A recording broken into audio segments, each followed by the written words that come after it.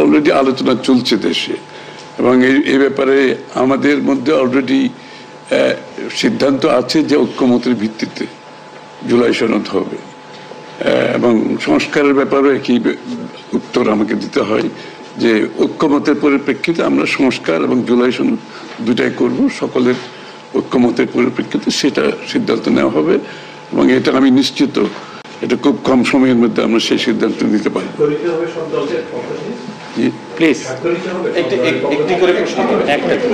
হ্যাঁ, ঐক্যমত যেখানে হবে স্বাভাবিকভাবে ঐক্যমতের পরিপ্রেক্ষিতে যে সিদ্ধান্ত হবে স্বাক্ষরিত তো হবেই, না হওয়ার কোনো কারণ তো নেই। Please please please please please উনি হচ্ছে যে যেটি বারবার যে কথাটি বলা হচ্ছে যে নির্বাচনের একটি সঠিক তারিখ নির্ধারণে আসলে সমস্যাটা কোথায়, একটি সঠিক তারিখ সুনির্দিষ্ট তারিখ। এর কোনো সমস্যাই নাই, আমরা কোনো সমস্যা দেখছি না, কেউ দেখলে পারে এটা ভুল দেখছেন। নির্বাচনের সম্পর্কে আজকে যৌথ বিবৃতিতে আমরা বলে দিয়েছি দুপক্ষই, এবং নির্বাচন কমিশন আমরা আশা করব শীঘ্রই একটা তারিখ ঘোষণা করবে।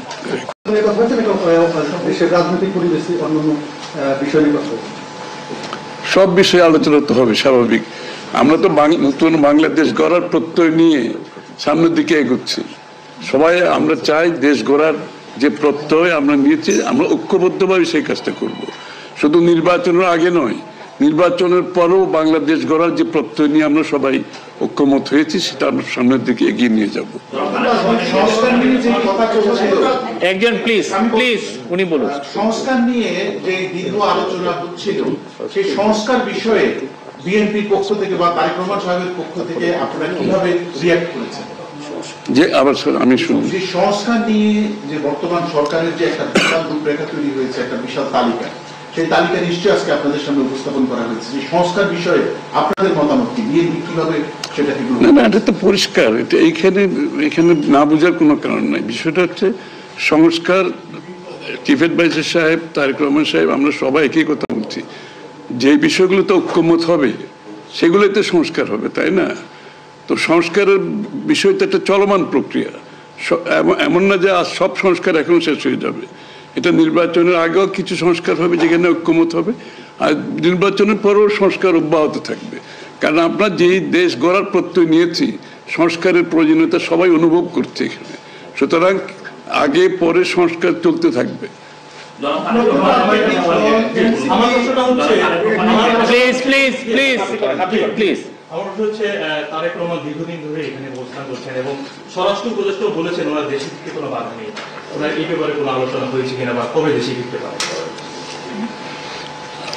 এই ব্যাপারে আলোচনার কোনো প্রয়োজনীয়তা আছে বলে আমরা মনে করি না। তারেক রহমান সাহেব যখন ইচ্ছা উনি দেশে ফিরে যেতে পারবেন, সুতরাং এটা সিদ্ধান্ত উনি নেবেন সময় মতো। আমি এটা প্রশ্ন করতে চাই, আমার প্রশ্ন আছে যে শেখ হাসিনার যে এই যে হত্যাযজ্ঞ, সেই হত্যাযজ্ঞের যে বিচার প্রক্রিয়া, সেই বিচার প্রক্রিয়ার সাথেও কিন্তু একটা বিষয় জড়িত। তিনি বলেছেন যে তার সময় অর্থাৎ নির্বাচনের আগেই শেখ হাসিনার যে বিচার প্রক্রিয়া তিনি শেষ করতে চান এবং পরবর্তী তাকে ফিরিয়ে আনার ব্যাপারে তিনি সিদ্ধান্ত নেবেন। এই ব্যাপারে আলোচনা হয়েছে কিনা, এবং যদি সেটা হয়ে থাকে তাহলে সেটাও এই নির্বাচনের রূপরেখার সাথে এটার কোনো প্রভাব ফেলবে কিনা? যৌথ বিবৃতিতে এর উত্তর দেওয়া আছে।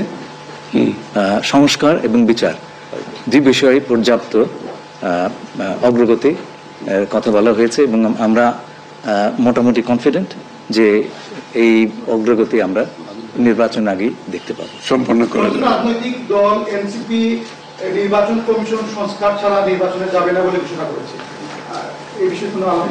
এই ব্যাপারে এখানে আলোচনার কোনো সুযোগ আছে বলে আমি মনে করি। এটা স্যার বলেন কি হয়েছে? সকল দলের সম্মতিক্রমে নির্বাচনটা অনুষ্ঠিত হবে, আমরা সেরকমই চাচ্ছি। নির্বাচন কমিশন এই নির্বাচন কমিশনের অধীনে নতুন রাজনৈতিক দল নির্বাচনে যাবে না বলছে, এটা নিয়ে কোনো আলোচনা? এটা ওনাদেরকে জিজ্ঞেস করেন। এটা যার প্রত্যেকটি দলের নিজস্ব মতামত আছে, তবে আমরা সকলকে নিয়ে নির্বাচনটা করতে চাচ্ছি। তাহলে কি আমরা বলতে পারি যে এপ্রিলে যে ঘোষিত যে নির্বাচনের রূপরেখা, তাহলে সেখান থেকে সরকার কিছুটা সরে আসতে চাচ্ছে বা আসবে? যৌথ ঘোষণায় এই বিষয়টি সুস্পষ্টই বলা আছে। আপনারা শুনেছেন, যদি সকল কাজ সময় মতো আমরা করতে পারি এবং বিচার ও সংস্কারের ব্যাপারে পর্যাপ্ত অগ্রগতি হয়, তাহলে নিশ্চয়ই সেটা করা যেতে পারে। এখানে আমি একটু অ্যাড করি যে ইয়ের সাথে, যে মিটিংটা প্রথমে আমাদের দুই সাইডের ডেলিগেশনের সাথে হয়েছে এবং পরবর্তীতে 1-to-1 ওনারা দুজনে দীর্ঘ সময় আলোচনা করেছেন। আপনারা কি সন্তুষ্ট কিনা? নিশ্চয়ই সন্তুষ্ট, নিশ্চয়ই সন্তুষ্ট। শুধু আমরা তো বলছি নির্বাচনের আগে নয়, নির্বাচনের পরও দেশ গড়ার ক্ষেত্রে আমরা সবাই একসাথে কাজ করতে হবে, নতুন বাংলাদেশ করতে হবে। আর সন্তুষ্ট না হলে তো যৌথ ঘোষণা আসবার কথা নেই। এখন যে বিচার প্রক্রিয়া চলছে বিগত সরকারের বিভিন্ন আপনি একবার কোশ্চেন শেষ করে দেন। প্লিজ। না না, আর একটা লাস্ট কোশ্চেন নিব, লাস্ট একটা কোশ্চেন নিব। জি, জাতীয় ঐক্যমত্যের সরকার গঠনের বিষয়ে কোনো আলোচনা হয়েছে কি? না, এটা তো নির্বাচন পরবর্তী সিদ্ধান্ত, যারা নির্বাচিত হবে তাদের সিদ্ধান্ত, সুতরাং এখানে তো আলোচনা হওয়ার কিছু নাই। Thank you.